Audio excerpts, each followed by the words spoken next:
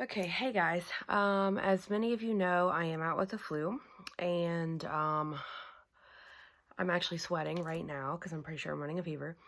But I wanted to go ahead and go over some chapters with you guys in Copper Sun because these are my absolute favorite chapters. So if I can get through them okay, I'm going to be reading starting at chapter 25, which is Birth of the Baby. And I'm going to record 2 chapters at a time just for time's sake. Because I don't know how this works. I'm not very good at technology when it comes to stuff like this. So we'll see if I can even upload them. So chapter 25, Birth of the Baby. Early one morning, about 2 weeks later, this is after Amari was severely beaten by Mr. Derby. The doorway of the kitchen was suddenly darkened by the unexpected shadow of Mr. Derby. He looked surprisingly agitated. Polly dropped a spoon as she had in her hand. She watched as Amari moved swiftly to the back of the small room to try to make herself invisible. Tidbit ran behind his mother. Even the dog hid in the corner. "Where's Lena?" Mr. Derby roared. Teeny looked around in confusion. "Well, she ain't here, massa, and I ain't seen Lena since last night," Teeny said truthfully. "Well, what about Flora? I swear I'll kill her if she's not back at the house when I return." "Well, I ain't seen her neither, massa. Teeny said that she stirred the kettle. Teeny said as she stirred the kettle wildly. I will mess up, sorry. "I've been cooking all the morning. Why is it that when I need a slave, they all disappear?" He strode across the kitchen and swept plates and platters to the floor in a fury. He stopped directly in front of Amari, who cowered at his feet. "Why aren't you in the rice fields like I ordered?" he demanded. Polly could see that Amari had no answer, and she knew that Amari had learned that, when not given a direct order, a slave's best bet was to say nothing at all. Mr. Derby looked at Polly. "Does the African understand English yet?" "Yes, sir. A little, sir," Polly replied. What's he going to do? She wondered, her fear growing. "Do you know anything about childbirth?" he asked Polly suddenly. "Sir?" Polly asked, confused, and then she realized Mrs. Derby must be in labor. Mr. Derby, with concern edging in his voice, said, "Isabel is about to have the child. I've sent Noah to Charlestown for the doctor, and it will be several hours before they return." He wrung his hands. Polly had never seen him look helpless or afraid. "She's in a lot of pain. Can you help her?" "Well, yes, sir. Of course, sir." Polly breathed with relief for herself and for Amari as well. Amari would not be taken to the rice swamps, at least not today. "And you," he said, pointing to Amari, "get up and help her. Hurry. I'll ride to the next plantation for more help." He stormed out of the kitchen, leaving behind sudden sighs of relief. "You ever help birth a baby, child?" Teeny asked Polly. "Never," Polly replied frantically. "What about you?" Teeny asked Amari. "Yes, many, many," Amari replied quickly.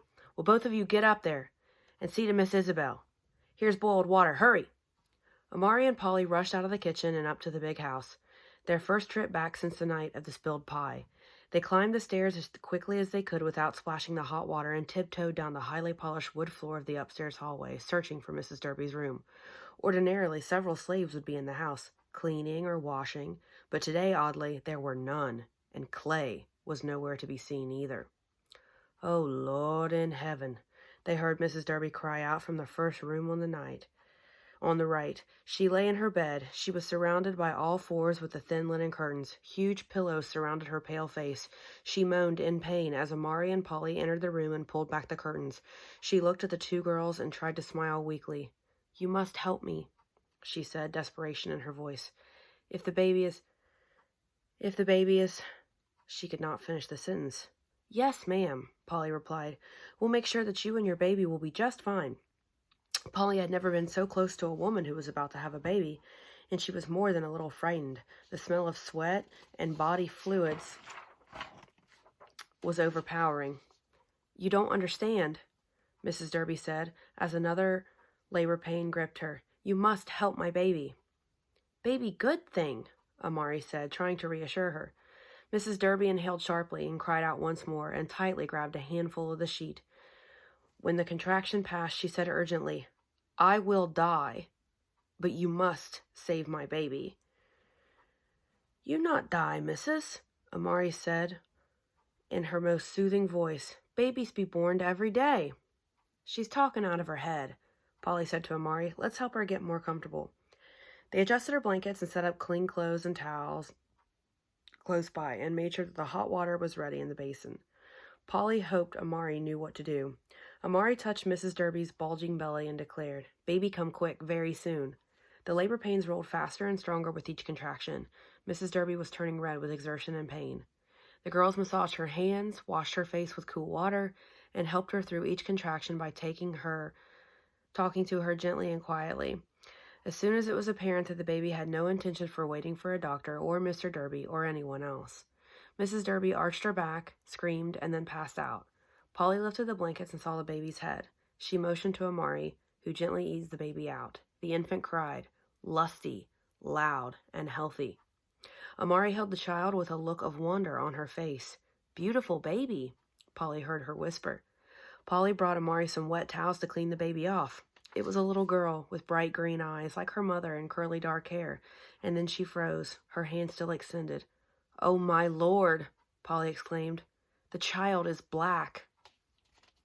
Okay, so this is one of my favorite chapters, maybe perhaps my favorite chapter.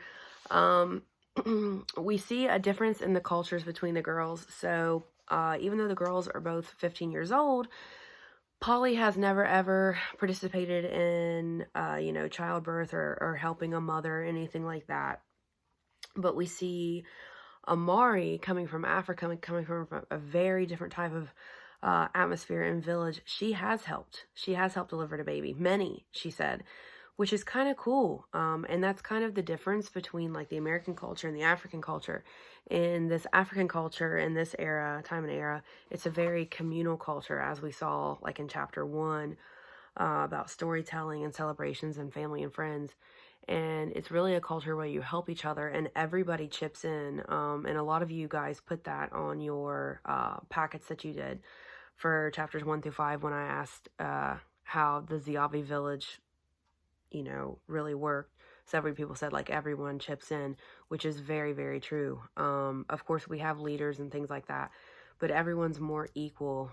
Even Amari said like the slaves are even treated more like family and friends, not like the traditional idea of a slave, what we have, which is that the Africans were the literal property of the white people.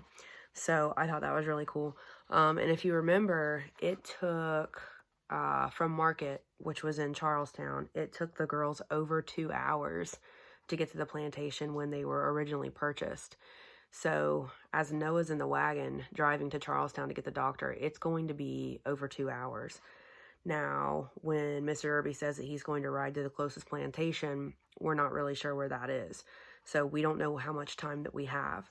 But obviously the baby is black. And if you haven't figured it out yet, slight spoil alert here, I guess. This baby absolutely belongs to Noah. And this makes sense as to why Noah was treated differently than all the other slaves. He was an indoor slave. He did not do any work really at all other than just being a bodyguard and watching over the Derbys.